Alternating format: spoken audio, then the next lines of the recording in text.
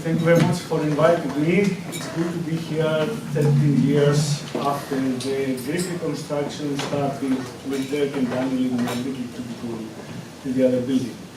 Despite the long history of several thousand years of fisheries in the Med and the fishing methods that have been developed there, the number of the fish stocks that have been officially assessed is low, about 150 stocks, which is mainly the assessment of 7 or 10 species in different areas of the Med, and none of them in the southern part, but then Chiara and Miriam will talk about that. In our reconstruction, which lasted many years, it was a very difficult task.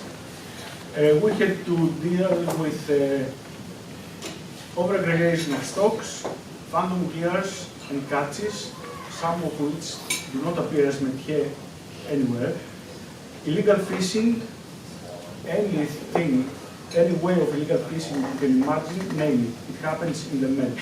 And also recreational fishing, which in the days of crisis has been proven to be the most profitable profession, which is an oxymoron, but it does happen. They do fish and sell the catch. In this presentation, I will be focusing on the risk reporting and risk management and their effect on stock assessments.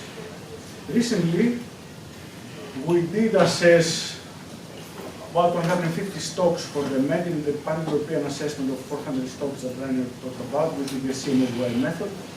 And we found that the majority of them are in a bad state and are subject to ongoing overfishing. The Med stocks are the white dots in this plot. You see the darker the color, the worse the shape of the stocks. But at the same time, there was a report of the Greek ministry to the European Union, which claimed that the stocks were doing really good, and all of them were green, with only three exceptions, which was hake, swordfish, and cuttlefish. Now we wanted to see why this happens. The first thing that came into mind when we read this data is that most scientists in the Med, they use as reference year 2002. And this is because the huge program of data collection started in 2002. But by that time, you see that most stocks were already in a bad state. That's number one. The second one is that a large part of fish that were previously discarded as unwanted, undersized fish, are now landed. And this is the example of hake, with a mean length at capture of around 16 to 17 centimeters, whereas the minimum landing size is 20, and the size at maturity is 30. So the catch remains the same, but the landings increase, because the previously discarded are now landed. Greek statistics were a joke about 10 years ago in the European Union, in the middle of the economic crisis. But as we know, economic and ecological crises have many similarities, one of which is the official misreporting of data. Recently, we realized that the official statistics of Greece included an extra fleet in the catch since 2016, which is of course a very good thing because it's partial reconstruction and we're pushing for that. But they didn't change the time series. So the official reports, unless you can read Greek, the official report in FAO and GFCM shows a 20 to 25 increase of catch since 2016. And this is bad because some models, they are sensitive to these catch increases. So if you use the strict model, it will give you a good status of fisheries, and the ministry will claim that the fish are well stocked, well managed. Another problem is the chaotic administration at all levels. There are laws, there are directives from the European Union, which are often contradictory. But the worst thing is the incompetent and often corrupt administration in some countries that may lead to catastrophe. I have two small examples. The one is the ministry that gets, the Greek Ministry of Agriculture gets money from the European Union to finance this data collection program. For the past 10 years, they didn't do that. They only financed 3 or 4 years out of 10. And then they claim that they do not manage the stocks because they don't have data. So they're using it as an excuse. The other one is that the same people that collect the data also write the reports, do the assessments, and the management plans. The exact same thing. It's like reviewing your own paper. I have 4 small cases of mismanagement in Greek waters. The one we call it the Christmas of cake, because in the management plan of trawlers, they were asked to decrease the fishing effort on the demersal stocks. And what they did, they stopped between Christmas and New Year's Eve. That's true, that's official, it's a law. In Greece, we do not eat meat in Christmas. The fishers are very religious, and the weather is really bad. So the decline in effort was practically zero. At the same time, they wanted to expand the fishing season. So you know that the Aegean, there's no EEZ in the Aegean. The national waters are confined to the 6 miles, which is the blue there for Greece and the red for Turkey. But the fish stocks, they move. And the main fishing grounds are mostly the white in this graph. So they thought that the legislation would not occur in international waters, and they fish in international waters throughout the year, every day. The third one is the re-establishment of boat seining. It's a gear that had been banned in 2006 because it was fishing over the Posidonia beds and collecting all the small ones. It has been re-established in Greece as an experimental project for the entire fleet with no management plan. And the fourth one is that since 2014, you don't need to have a license to fish as a recreational fisher, because the ministry back then was a spear gun fisher and he was caught by the port police. That's the side story we know. The problem to all this starts with the greed of the fisher.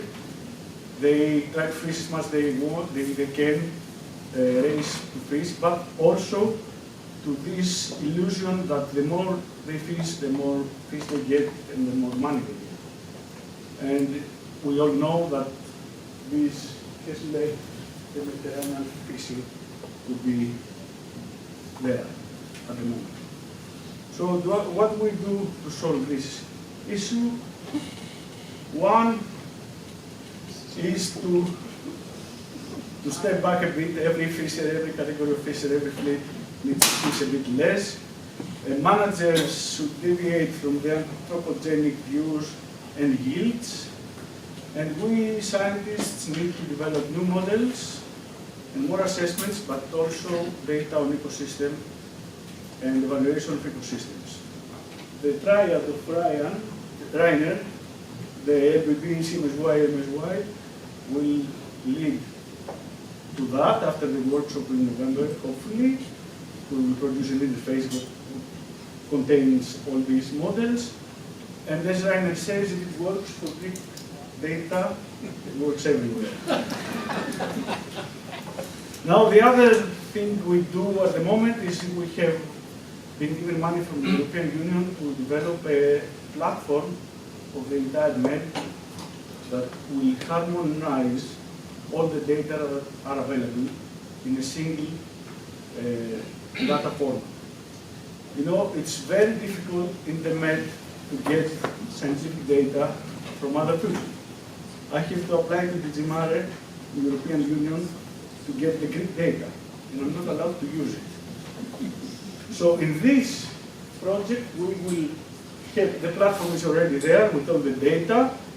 Our task is the biological component, so we will include all the fisheries data, species distribution from aqua maps. This is the connection with the sea around us we want to make. And hopefully, if we get it, we will also put there the survey data. At the same time, we have static sensors in about 10 observatories around the Med, focusing especially on the southern part, which is the most data poor area. And these gliders that will swim around and collect data, including acoustics, microplastics, and all the oceanographic data. This is right in the middle of this project, and it's about to end in 2021. The reconstructions we did was a teamwork with Kostas and Dimitris. Dimitris did most of it. Two good friends. The pillars of my group are Donna and Nikki. Thanks to them, I'm able to travel around. And special thanks to Rainer and Daniel, because for all those years we've been discussing and learning things from them. And that's about it. Thank you very much.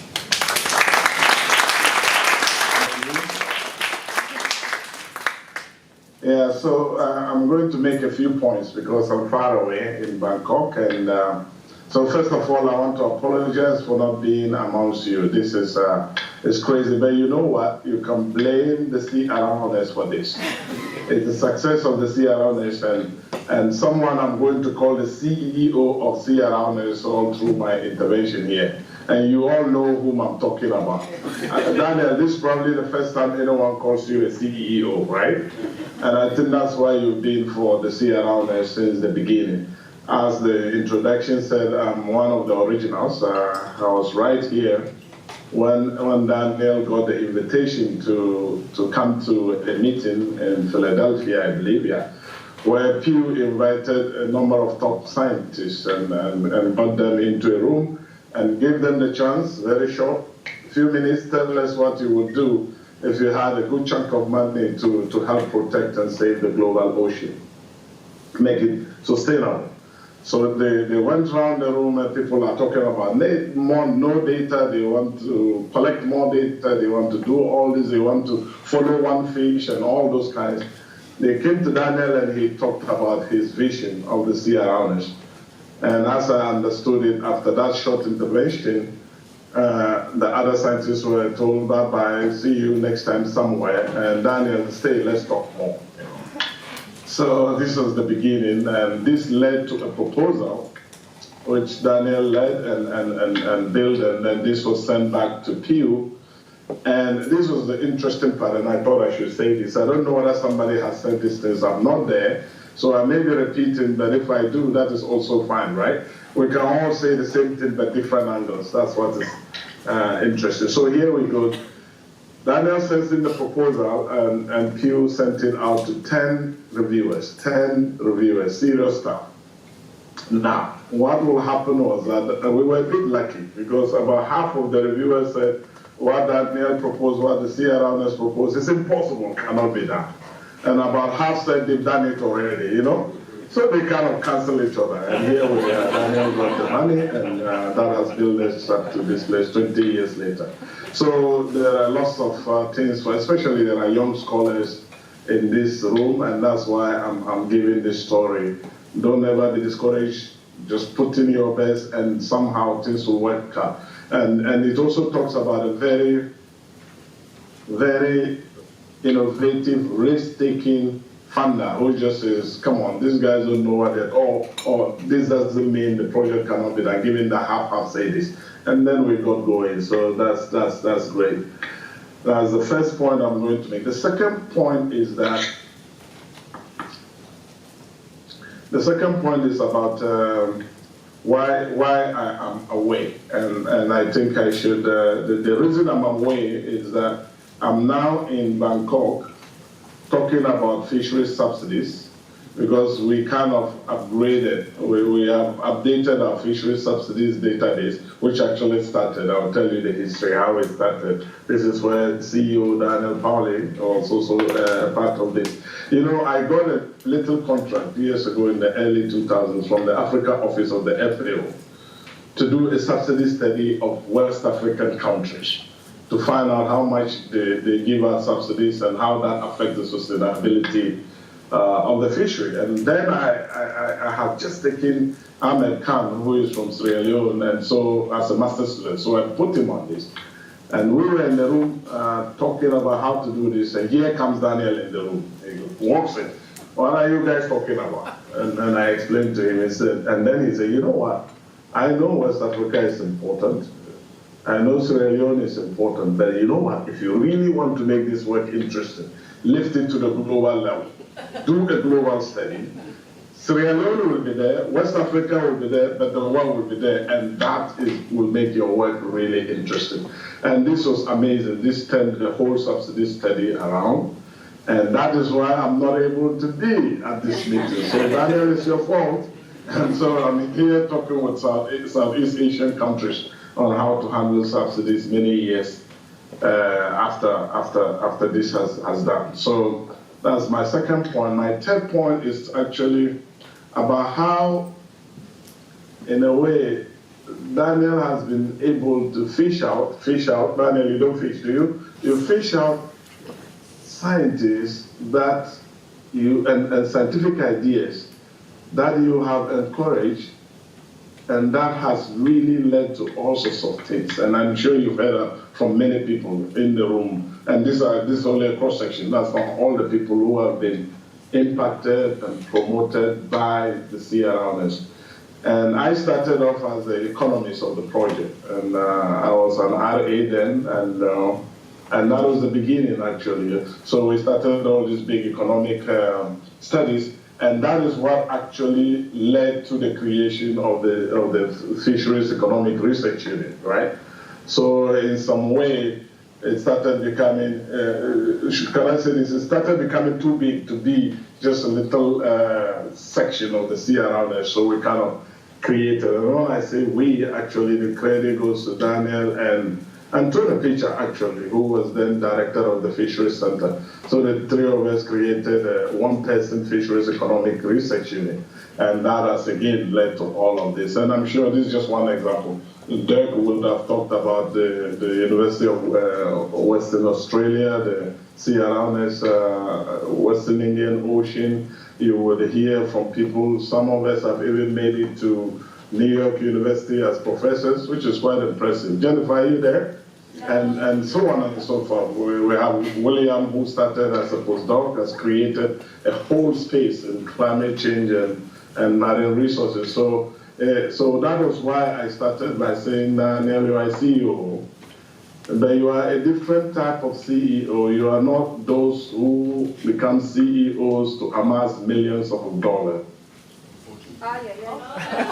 You became CEO. You became CEO to help promote good scientific ideas that actually means something on the ground. And you're also a CEO who actually support a lot of young scientists that you, for some reason, you saw promise here and there, and you did all you can to support all of us to get to where we are now. And this is fantastic. Thank you for all your leadership. Thanks to the Sea Around Us, thanks to the Pew Charitable Trust, the Allen Foundation that came in later. And now we have this amazing collaboration with Jessica and her team, and Dirk is out there. I mean, I could go on forever, but you don't want me to do that. So thank you so much, and this is my intervention, and see you all somewhere soon. And again, I apologize for not being with you. Take care. Bye-bye.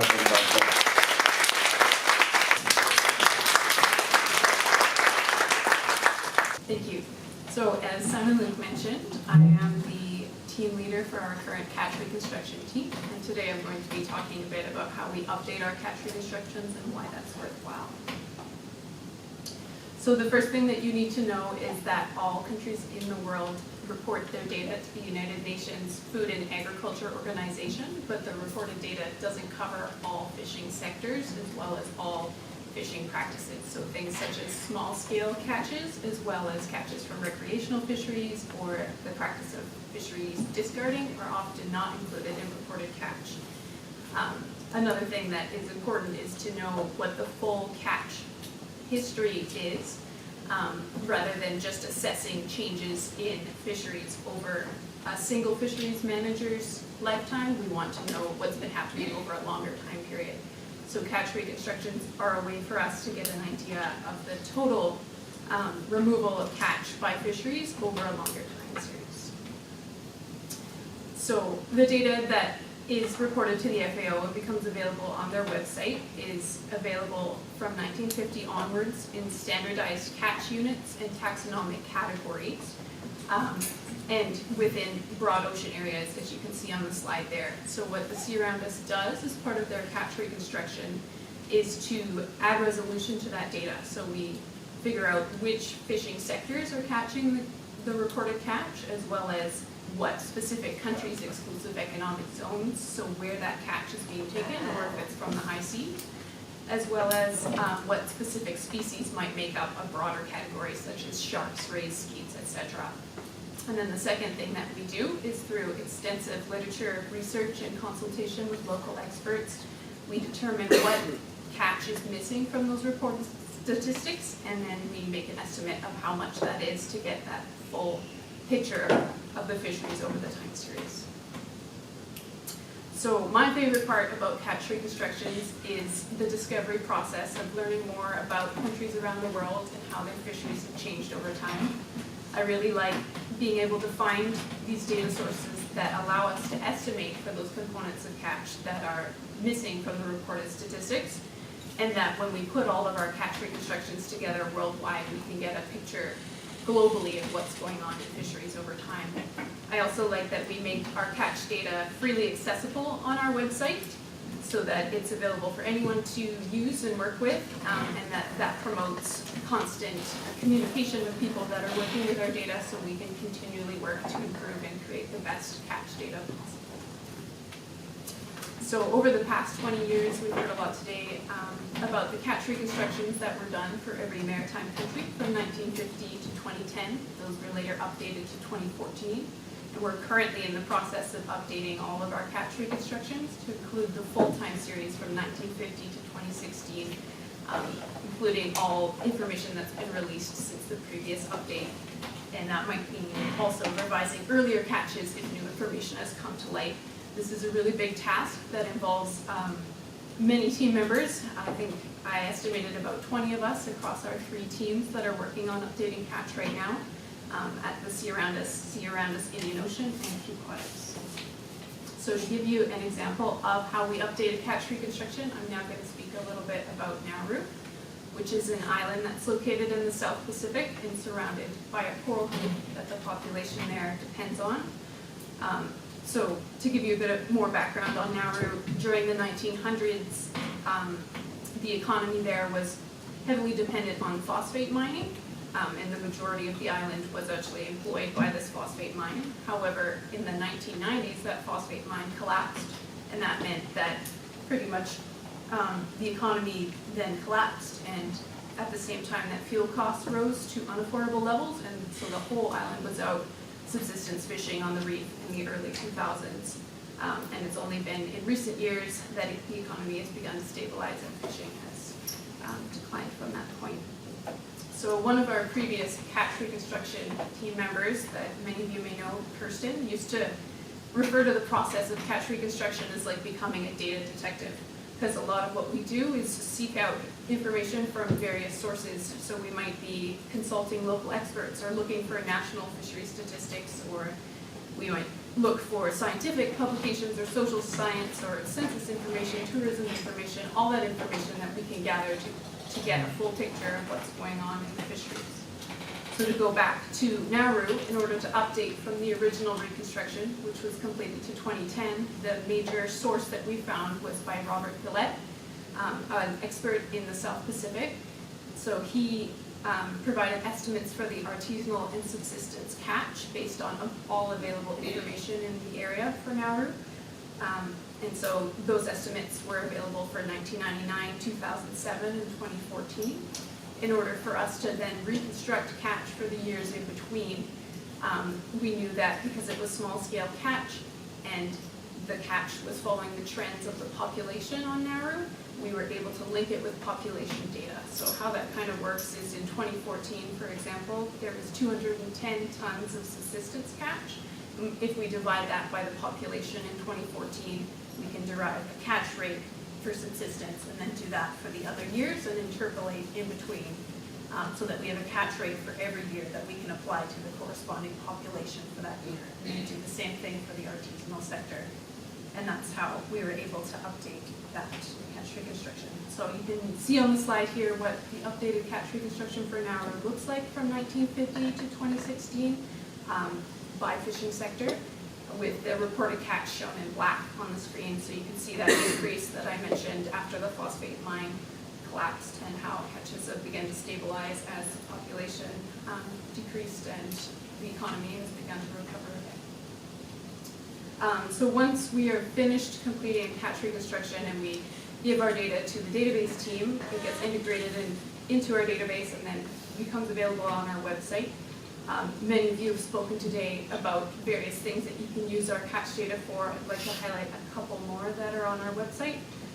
For example, you can use our mapping tool in order to visualize where catches are spatially on the world map. You'll soon be able to use Reimer Frose's Catch Maximum Sustainable Yield tool for stock assessment of data-limited stocks.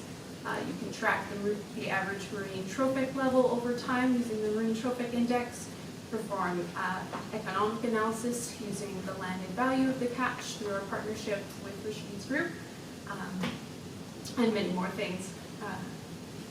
And lastly, I would like to express my thanks to our funders, both past and present, for their support over the years, as well as a big thank you to our 3 teams and our many collaborators for their hard work. So thank you all.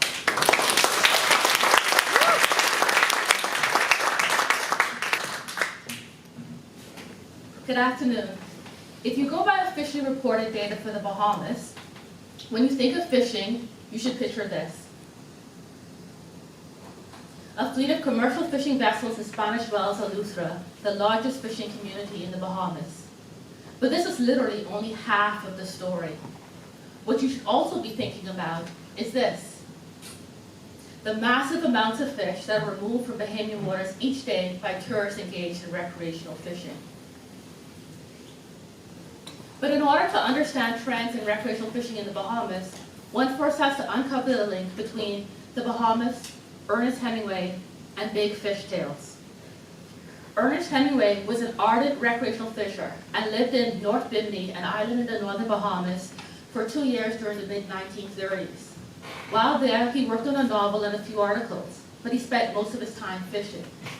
In fact, it is rumored that Hemingway was inspired to write The Old Man and the Sea and Islands in the Stream because of news of a 500-pound blue marlin that was caught off of Bimini, the Bahamas. There's even a chapter in his book, Islands in the Stream, entitled Bimini. Regardless of what the truth may be, news of Hemingway's fishing exploits in Bimini spread in the angler world and put the Bahamas on a map as a place where you can engage in world-class recreational fishing. Which brings us to the story of the growth of tourism in the Bahamas.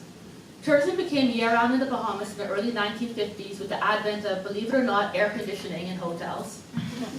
Since then, the number of visitors to the Bahamas each year has grown substantially, so that tourists now outnumber residents by an order of magnitude.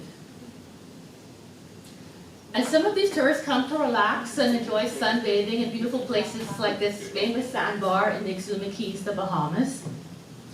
But hundreds of thousands of others also come by to specifically enjoy this: recreational fishing.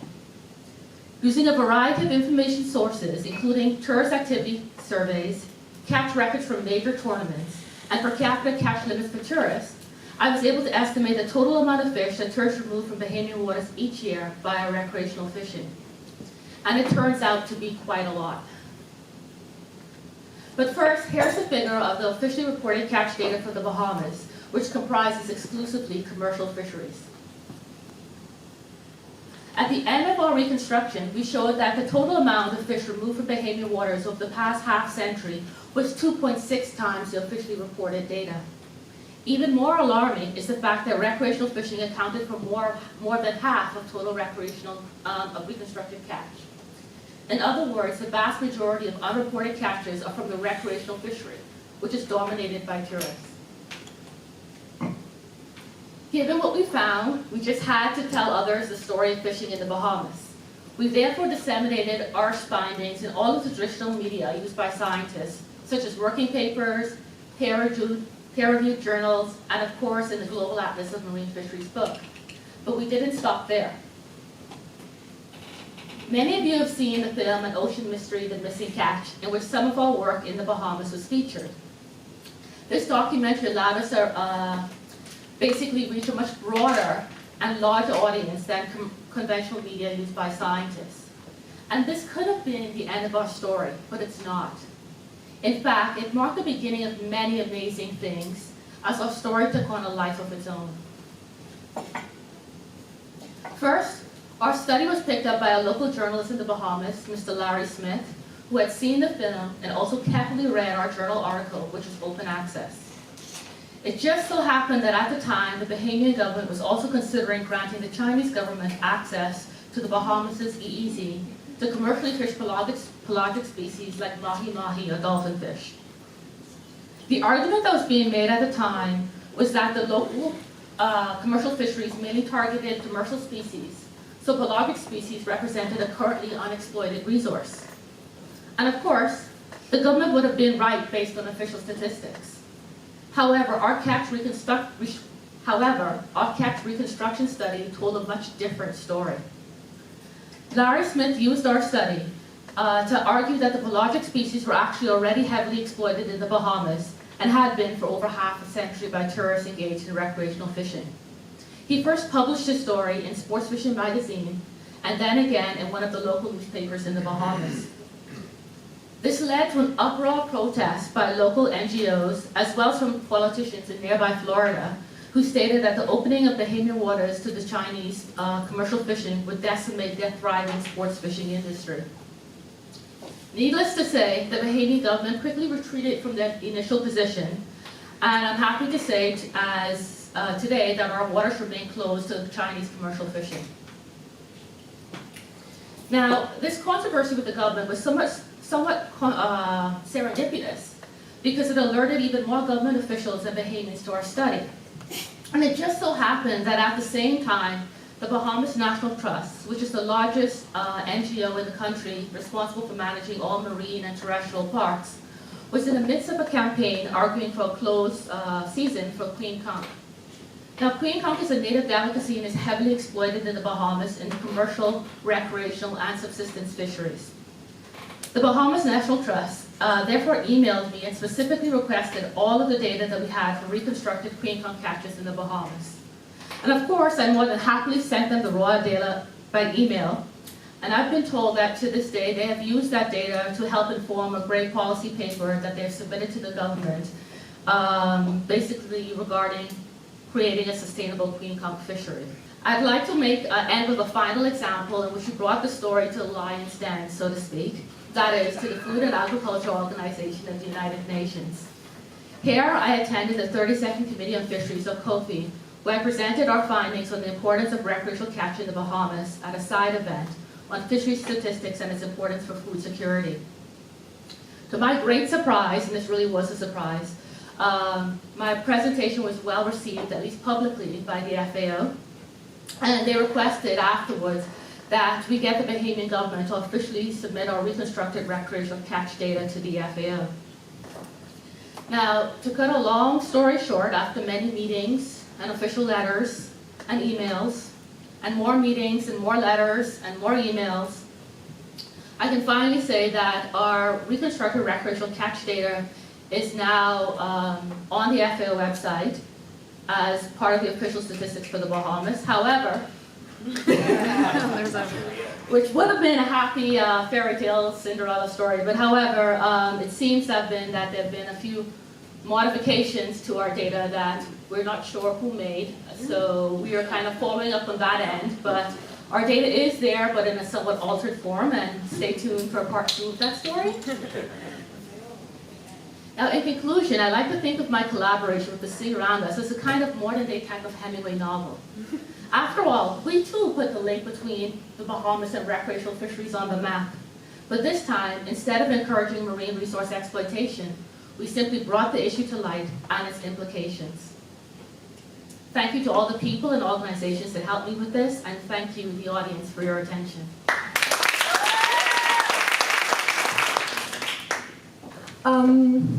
So we heard a lot the word global today. I think almost every speaker mentioned the word global, but which is amazing and necessary. The question I would ask first, what are actually global studies? And then, are global studies in fisheries sciences, are they actually global? And then, how can we make them global? I think you know the answer, so this is kind of the step we're going to. But I'm starting first with a picture of Earth.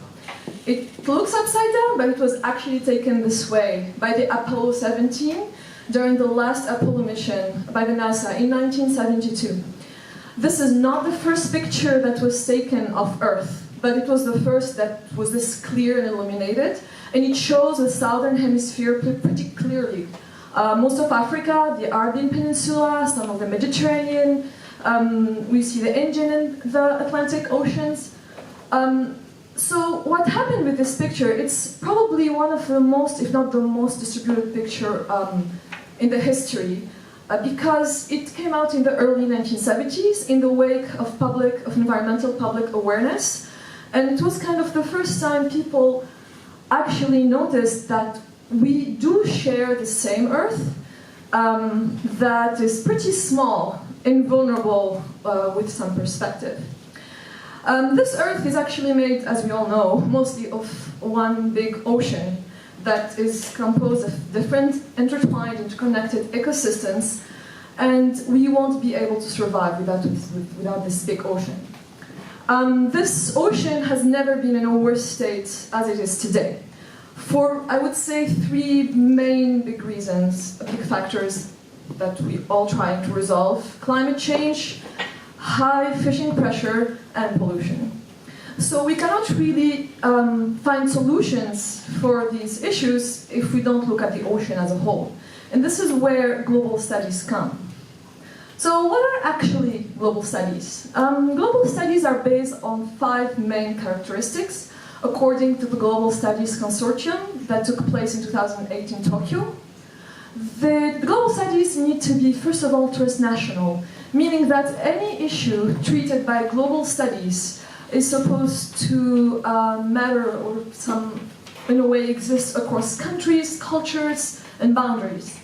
Global studies need to be interdisciplinary, meaning that we cannot tackle an issue from one discipline. We need to use different disciplines such as economy, social sciences, marine fisheries, etc. They need to be contemporary and historical. We need to identify historical patterns in order to analyze and identify present and future patterns. They need to be critical and multicultural. So whoever wants to complete a global study needs to be aware of their own perspective and try to not be too biased. So often we see people working from developed countries being biased when they work on developing countries, and that makes the study actually not global. And finally, whoever wants to complete a global study needs to be globally responsible and act as a global citizen. Marine fisheries, or I would say the different research topics that are very important in marine fisheries, all apply to these 5 main characteristics. And Daniel actually was able to kind of summarize the types of global studies in marine fisheries into 3 main groups. The first group is global census-like studies.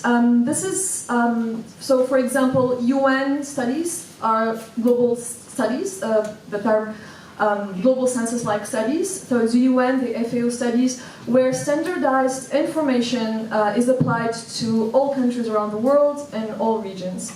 I would say, in a way, the statistics that we have, the FAO statistics, can be considered part of this first type. The second type is sample-based studies. So sample-based studies are based on geographically representative sample that can be extrapolated or amputated to a region as if they are actually representative enough of that region in a way. And then we have model-based studies where we have a model that can be applied to any kind of ocean. And unfortunately, in a way, one of the most used type of global studies in fishery sciences is the sample-based studies. And the problem with this kind of studies is that they're often biased. And usually they fall in the fact that, as I will say, I'll show here, this is a map that was put together by Daniel and Dirk, and it summarizes a paper that we probably are all familiar with. It's called Building Global Fisheries. In this paper that claims to be global, 46% of the ocean is represented by 7 case studies, while 56% of the ocean is represented by 59 case studies, mostly from Western countries, and from where the authors actually originate. This also applied to the Mediterranean, as my Mediterranean colleagues can very well witness, where we have a very huge gap of knowledge regarding the state of the southern marine fisheries. So one would ask, why are we moving? Why do we have this kind of very unfortunate situation? The factors are many kinds of factors, pretty complex. I tried to summarize them as much as I could. So I'm going to start with 3 main factors. So first of all, we have the artisanal rural nature of the fishing industries within the data poor countries. On top of this, these fisheries are often multi-year, multi-species, such as in the Mediterranean. So it is pretty difficult to monitor them and to really know what is happening. And then we have also the restriction of classical stock assessments, if actually they do exist. Often in developing countries, stock assessments do not exist. But if they do, they're usually restricted to major targeted species and stocks due to their high costs. Most of developing countries really cannot afford them. And then another problem, very unfortunate, but way more common than we can actually think, is the political, economic, and/or societal instability that usually leads to 2 main consequences: the deprioritizing of scientific research. So scientific research in general becomes really the least, kind of the bottom of the list. So no one really cares about it when you need to feed people and to provide safety. But also weak governance in law enforcement, and in a situation when you have high levels of unreported, illegal, and unregulated fishing, and you have this kind of instability, it's almost like a free-for-all, pretty much. That's what happens. And then we have other factors that are more specific to the scientific community within the developing countries. The most important one is the lack of scientific funding opportunities in low-income countries. One of the main direct consequences of this issue is, first of all, the inability of scientists in these regions to access and to read scientific papers. This is way more common than maybe you could think. It's such a huge problem. The number of colleagues I have in the Mediterranean, in southern Mediterranean, who cannot even access a paper. Sometimes I have to send them some papers to complete their research. And this is because it's expensive. And also they're unable to publish in international scientific journal, again, due to high costs. So what they would usually do is publishing in regional journals, often in their native languages. And so what happens is that the data, in a way, will be lost forever if the international scientific community does not pick it up somehow. And then we have the misdirection of international and external funding to less urgent projects. This has been also something. So I just have a little anecdote about this. In Tunisia, there is this very huge, internationally known NGO. I will not say the name. They're really good, but they were pouring thousands and thousands of euros into the ecotourism in Tunisia. And they are an environmental NGO. And everyone there was finding it very ironic that they're actually, with all the problems we have, and that money could have been used in so many different issues, but they're just focusing on ecotourism, this whole campaign. And then another issue is, even when researchers or students try to leave their country and try to find a better research unit, if the opportunity comes across, they are usually and often trained to work on data-rich regions, not the place they come from, and they are trained to use high-end, costly methods.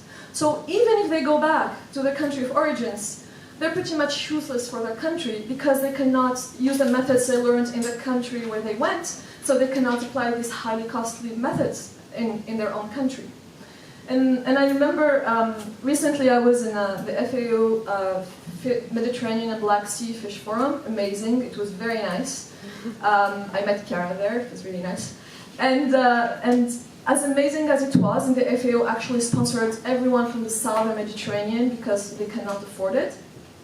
But the problem there is that I often notice, so I noticed two things. The number of students who were maybe southern Mediterranean, but were studying in Europe, and they were working on the Baltic Sea or on the Northern Atlantic, and they were so frustrated because they didn't know what to do, because they really wanted to work on their own country, and they had so much will and expertise, but there was no way for them. The other issue is that often the solutions that can be applied in the Mediterranean, such as artificial intelligence, which this is also another anecdote. I remember all the southern Mediterranean being very kind of confused and sometimes frustrated because there was a big talk about how artificial intelligence can be used to manage fisheries in the Mediterranean. While in southern Mediterranean, they can't even monitor catch, and they cannot afford publications. And I think this kind of example can apply on a global scale. We go back to the Cyrianus now. So the Cyrianus actually has been pretty aware of most of these issues since I was 9 years old. I think that's when the Cyrianus was born. And for 20 years, the result of 20 years of work led to a real global atlas where every country was represented. And every country was completed by people who are either from that country or from that region. And these people, by coming together, they were able to bring articles that would have been lost otherwise because they are in different languages, they are in regional journals, they are technical papers. I've had people from Iraq even scanning very old documents and sending them over so that we could complete the reconstruction for Iraq. And that is, I think that's incredible. And if every research unit could actually do that, increase collaborations with people from around the world when you want to complete a global study. You can have way more than you think. Like the results we could reach together could be pretty incredible, and people are always willing to work together. This is something else that we need to remember. Another thing, please publish open access articles as much as possible, please, if you can, so that anyone reach them. So 80% of the world population can actually reach them and can read them. And then this is also something that is pretty sacred in the sea around us. We always try to publish in open access journals as much as possible. And if the article is not published in an open access journal, we try to make it available somehow by putting it in a ResearchGate or something. Or and then, so, yeah, or Valentina. Thank you, Valentina. You're amazing. And then another thing, has been pretty much the main objective of the Sea Around Us. Help contribute to finding methods that are affordable and applicable for data poor countries. Well, the catch reconstructions that were very nicely explained by my colleague Brittany, and then the data from the catch reconstructions that can be applied to the CMSY, so we can have stock assessments based on catch.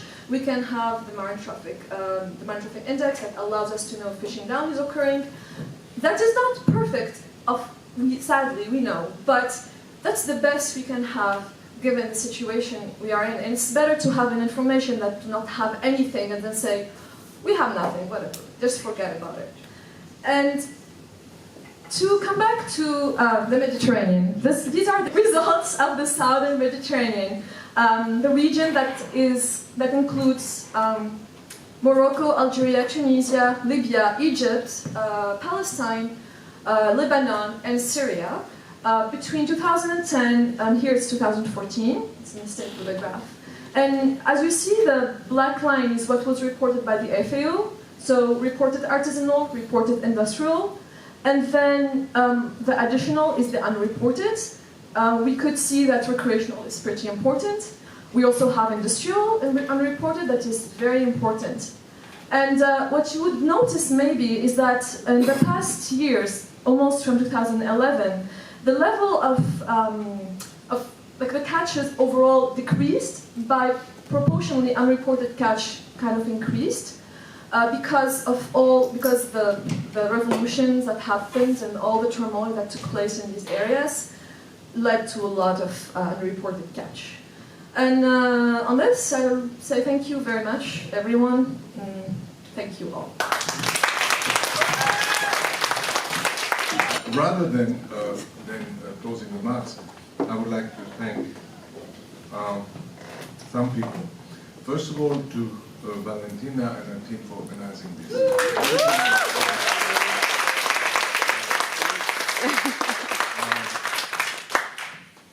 Thanks to all colleagues and friends who have come from far away, representing themselves as scientists or representing institutions that we work with and will continue to work with. Thanks to the students, former student, present student, you. I am often asked, why don't I buy myself out those having to deal with students? And the only one reason is that it keeps us honest in a way. Not having a student means that you have, well, also you have to hire a research assistant. That's not the only reason. They're actually more costly. If you look at a CEO, at student, they are very costly compared with the research assistant, I must say. But students keep one honest, and they are a big responsibility. When he came, look at, for example, he wanted to work on zooplankton. You can't get a job working on zooplankton. So he worked on a form of zooplankton called jellyfish, and he's employed. Actually, it's not true, but that's another story. I would like to thank to our donors because Pew has been wonderfully supportive for 15 years, and when we had our 15-year report, they invited me to go to Philadelphia and Washington, and we had an event with a journalist, and it was all on the internet. And after that, we had 3 years of funding by the Paul Allen Foundation. It was very generous, but not easy. And now we are supported by a variety of smaller grants. And Imani of the Oak Foundation represented the various, one of the foundations that support us. And we hope that we can continue to interest as many foundations as possible in maintaining the seal runners. And Denk has been particularly fortunate and effective in maintaining relationship with them and maintaining one. And I also want to thank this university, first of all, for getting me a job 25 years ago, and for hosting and encouraging us for 20 years. UBC has been quite a good host and supportive environment for everybody. And so I will end up with that. And I don't know what is planned for tonight, if anything, but thank you all, and see you in next time. 20 years.